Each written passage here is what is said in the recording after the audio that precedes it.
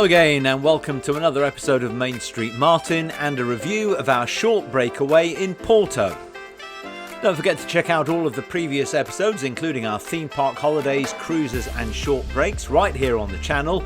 And if you enjoy any of the videos, please make sure you click on the like button, ring that notification bell to be informed of any future videos, and make sure you subscribe.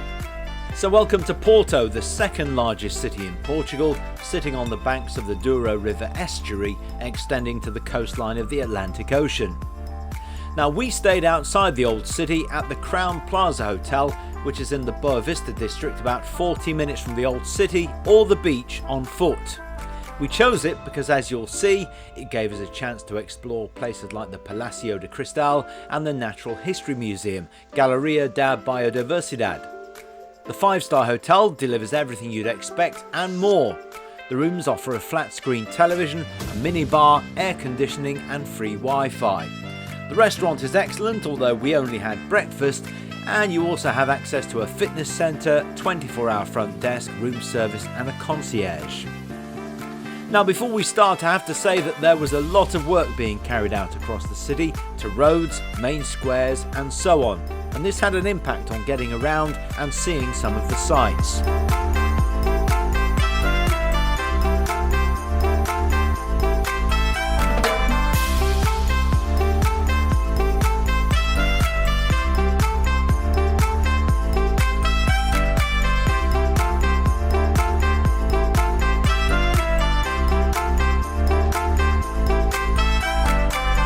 Porto is one of the oldest European centres, and its core was proclaimed a World Heritage Site by UNESCO in 1996.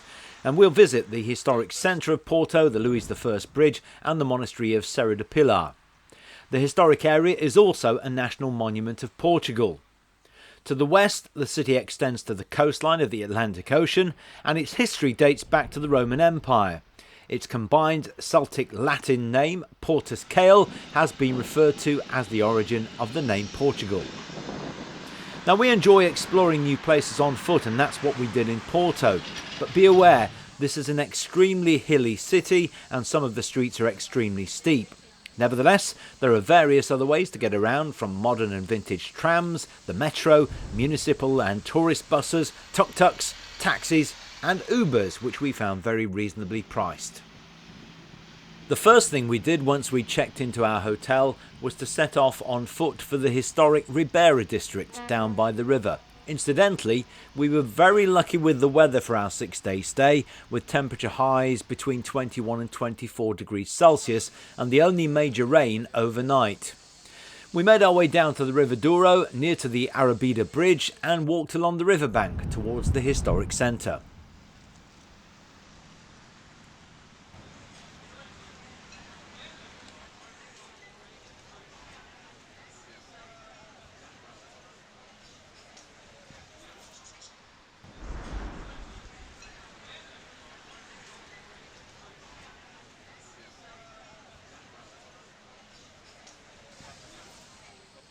The Ribera District has been a centre of intense commercial and manufacturing activity since the Middle Ages.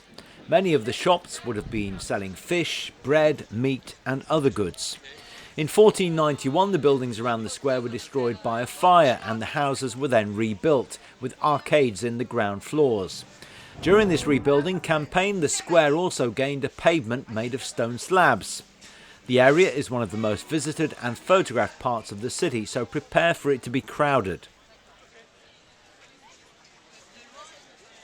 The square has an impressive fountain built in the 1780s, which is 3 stories high and decorated with the coat of arms of Portugal. And the square opens up by the river, looking over to the opposite side and the city of Villanova de Gaia.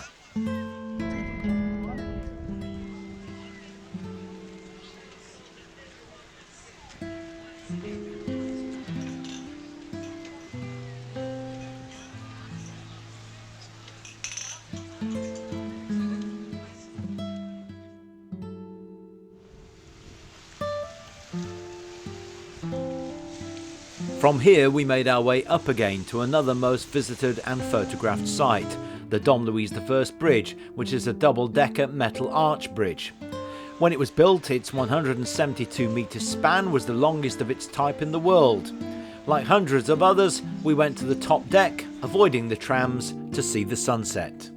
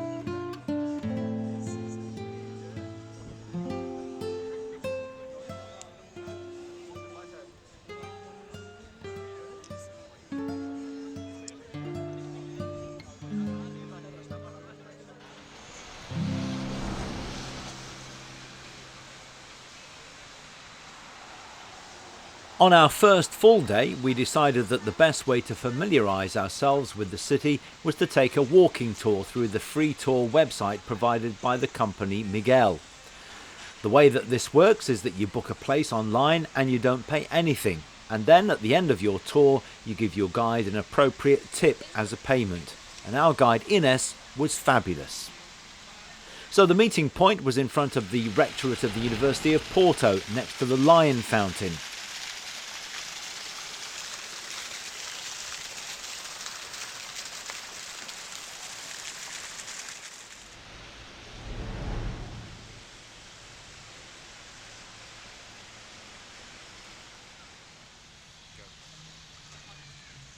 From there we set off to the Garden of Corderia.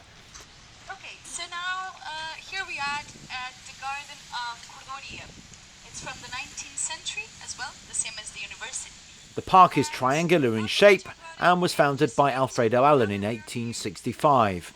The trees here are unique in shape, having been damaged by disease. It was architecturally a little bit more intricate than the one on the left. And you can also see the sculpture 13 Laughing at Each Other by Juan Munoz. In fact, It's a collection of 4 bronze and steel benches around the park, with 13 figures in all.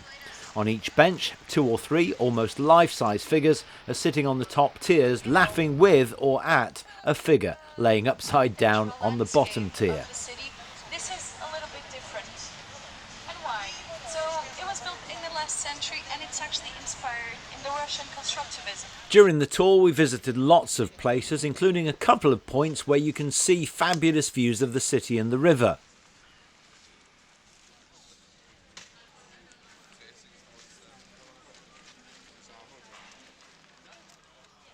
We walked to the 18th century Cledos Church. The impressive Baroque building features a 75-metre tower. There are 240 steps to the top of its 6 floors if you fancy climbing, and at various times of the day you can hear the 49 bells of its carillon ringing out across the city.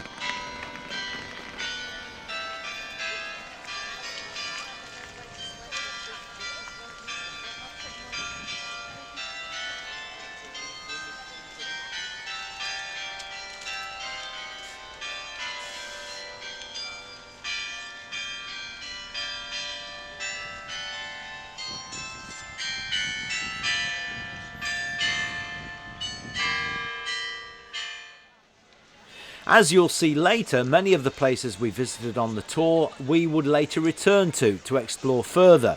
And one of these places was the Lelo Bookstore, one of the oldest bookstores in Portugal and frequently rated amongst the top bookstores in the world. And as you'll see, it's absolutely stunning inside.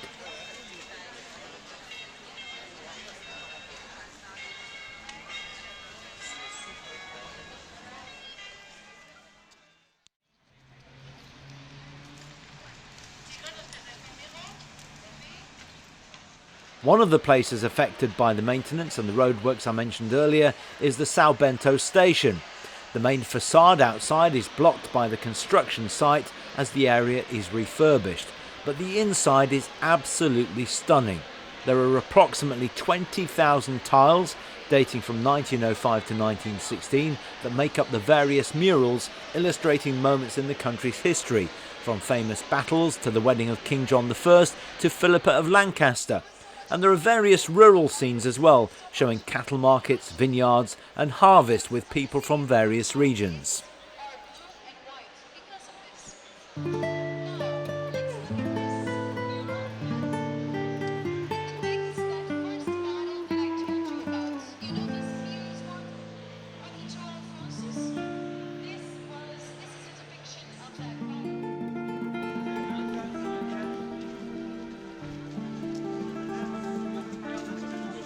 This is the Cathedral of the Assumption of Our Lady.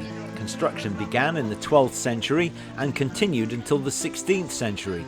There were many major Baroque additions in the 18th century and further changes were made in the 20th century. It's flanked by 2 square towers, each supported with 2 buttresses. It has a Baroque porch and a beautiful Romanesque rose window under a crenellated arch, giving the impression of a fortified building.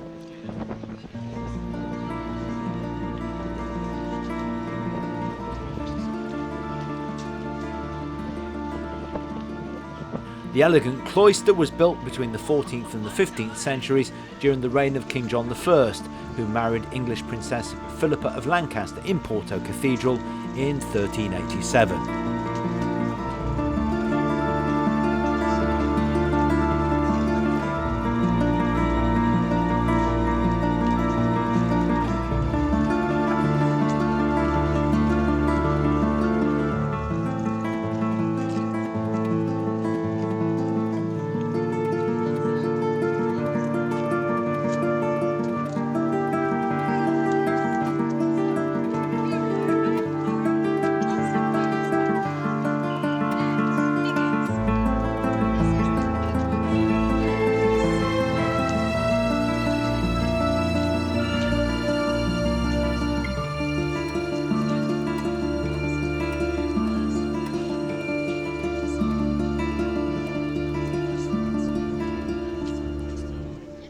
After taking in another viewpoint with an amazing panoramic view of the city, our tour finally came to an end.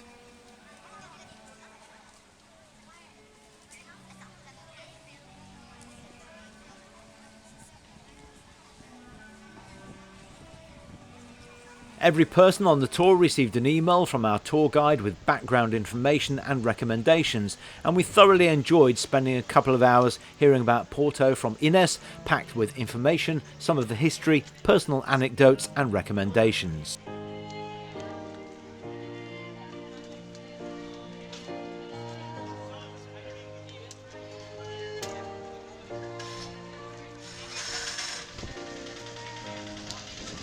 Afterwards, we set off on our own to explore further. I have to say Porto is a fun city to explore without any real plans. Every street has something to see, every corner opens up to something different, and the city is full of interesting architecture, fabulous places to eat and drink, and many, many churches.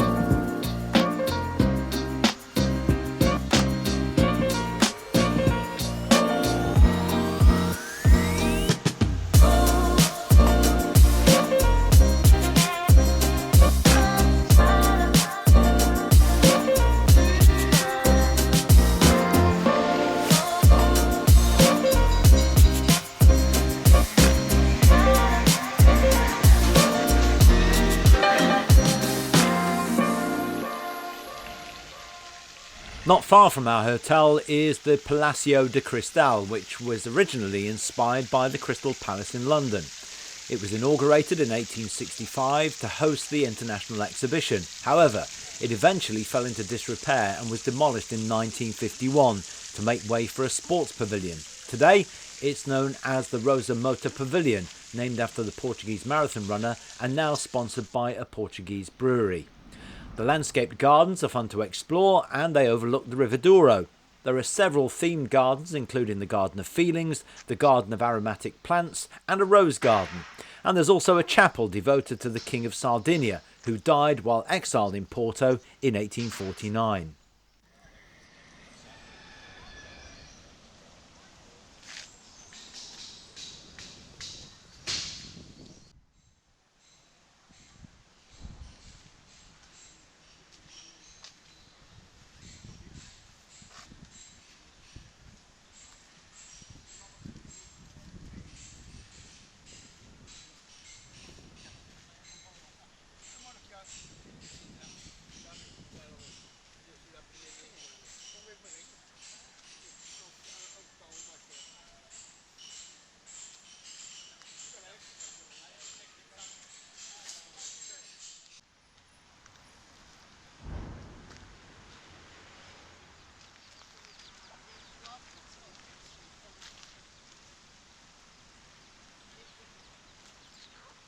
On our way back to the hotel, we visited the 1950s built Makado Successo, which used to be a fresh food market.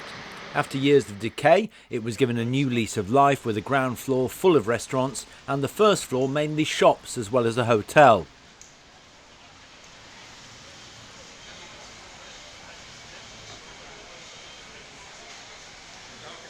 There's often live music here and other events, and the choice of restaurants is incredible, including traditional, tapas, gourmet, pastry, sushi, burgers, seafood, ice cream and many others.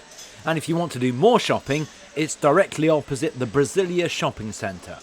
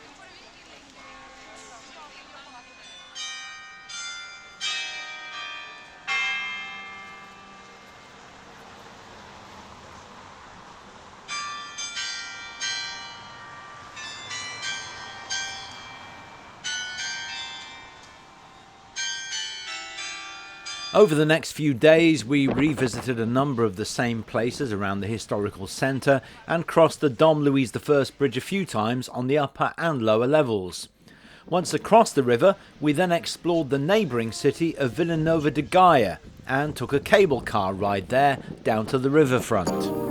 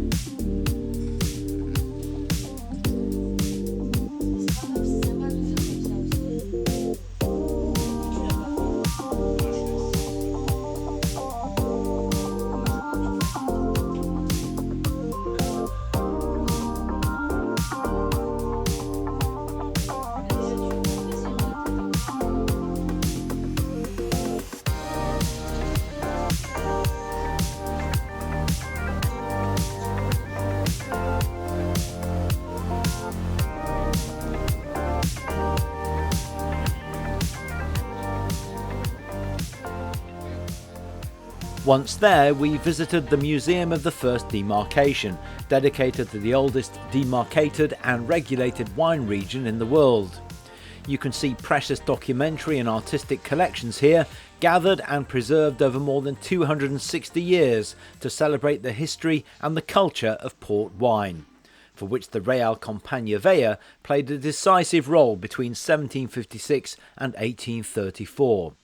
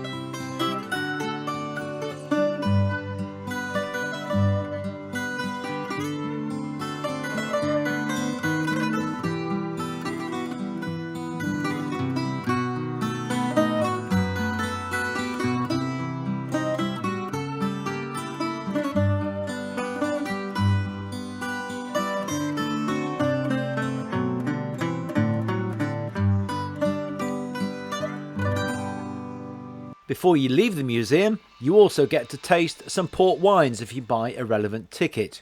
If you'd prefer not to have a tasting, the basic ticket is just €5. We paid €12 and were able to taste 2 ports. More expensive tickets with more tastings are also available. But our €12 ticket also gave us access with further tastings to the wine cellars further inland.